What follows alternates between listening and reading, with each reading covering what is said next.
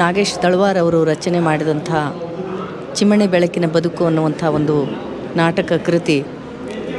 ಈ ನಾಟಕ ರೂಪುಗೊಳ್ಳೋದಕ್ಕೆ ಕಾರಣ ಆದದ್ದು ಅವ್ರದ್ದೇ ಆದ ಒಂದು ಕಥಾ ಸಂಕಲನ ಅಂತ. ನಾಗೇಶ್ ತಳವಾರ್ ಅವರು ಕಿರಿಯ ತಲೆಮಾರಿನ ಒಬ್ಬ ಲೇಖಕ. ಈಗಾಗಲೇ ಒಂದು ಕಾದಂಬರಿ, ದಂದುಗ ಅನ್ನುವಂಥ ಕಾದಂಬರಿ, ಅವ್ವ ಮತ್ತು ಸೈಕಲ್ ಅನ್ನುವಂಥ ಒಂದು ಕಥಾ ಸಂಕಲನ ಬಿಡುಗಡೆ ಮಾಡಿರುವಂತಹ, ಆ ಮೂಲಕ ಸಾಹಿತ್ಯ ಕ್ಷೇತ್ರವನ್ನು ಪ್ರವೇಶಿಸಿರುವ ನಾಗೇಶ್ ತಳವಾರ್ ಅವರು ಇದೀಗ ಅವ್ವ ಮತ್ತು ಸೈಕಲ್ ಕಥಾ ಸಂಕಲನದ ಒಂದು ಕಥೆಯಾದ ಕಾಡು ಕಥೆಯನ್ನೇ ನಾಟಕ ರೂಪಕ್ಕೆ ಪರಿವರ್ತಿಸಿದಂಥ ಒಂದು ಕೃತಿ ಇವತ್ತು ಬಿಡುಗಡೆ ಆಯಿತು. ಇದರ ವಿಶೇಷ ಏನು ಅಂತಂದರೆ, ಇದು ಮೊದಲು ರಂಗಪ್ರಯೋಗ ಆಗಿ ಆನಂತರದಲ್ಲಿ ಕೃತಿಯಾಗಿ ಪ್ರಕಟಗೊಂಡಿರುವಂಥದ್ದು.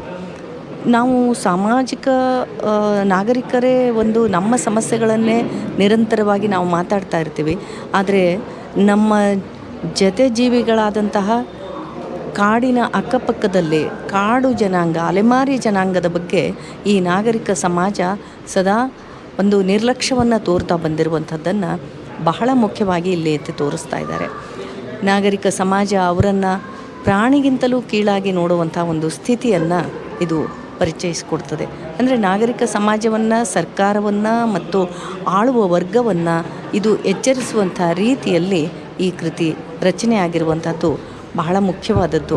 ಈ ಕಿರಿಯ ತಲೆಮಾರಿನ ಲೇಖಕರಲ್ಲಿ ಇರುವಂಥ ಈ ಎಚ್ಚರ ಇದು ಸಮಾಜವನ್ನು ಒಂದು ರೀತಿ ಜಾಗೃತಗೊಳಿಸುವಂಥ ಒಂದು ನೆಲೆಯನ್ನು ಇದು ಪಡ್ಕೊಂಡಿದೆ. ನಾಗೇಶ್ ತಳವಾರ್ ಅವರು ಈ ಕೃತಿಯ ಮೂಲಕ ಹಕ್ಕಿಪಿಕ್ಕಿ ಜನಾಂಗವೊಂದನ್ನು ಆಧಾರವಾಗಿಟ್ಟುಕೊಂಡು ಇಡೀ ಬುಡಕಟ್ಟು ಜನಾಂಗದ ಸಮಸ್ಯೆಗಳೇನು ಅನ್ನೋದನ್ನು ಬಹಳ ಮುಖ್ಯವಾಗಿ ಇಲ್ಲಿ ಮುನ್ನೆಲೆಗೆ ತರೋದಕ್ಕೆ ಅವರು ಪ್ರಯತ್ನ ಮಾಡಿದ್ದಾರೆ.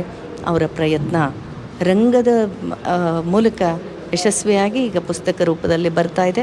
ಆದರೂ ಅದು ಮತ್ತೆ ರಂಗ ಪ್ರಯೋಗಗಳನ್ನು ಕಾಣಬೇಕು, ನಾಡಿನಾದ್ಯಂತ ಅದು ಪ್ರಸಾರ ಆಗಬೇಕು ಅನ್ನುವಂಥ ಆಶಯವನ್ನು ವ್ಯಕ್ತಪಡಿಸ್ತಾ, ನಾಗೇಶ್ ತಳವಾರ್ ಅವರು ಇನ್ನೂ ಹೆಚ್ಚು ಹೆಚ್ಚು ಕೃತಿಗಳನ್ನು ಬರೀಲಿ ಮತ್ತು ಅವರ ಈ ಕೃತಿ ಮತ್ತಷ್ಟು ಯಶಸ್ಸನ್ನು ಪಡೀಲಿ ಅಂತ ಹಾರೈಸ್ತಾ ನಾನು ವಿರಮಿಸ್ತೇನೆ.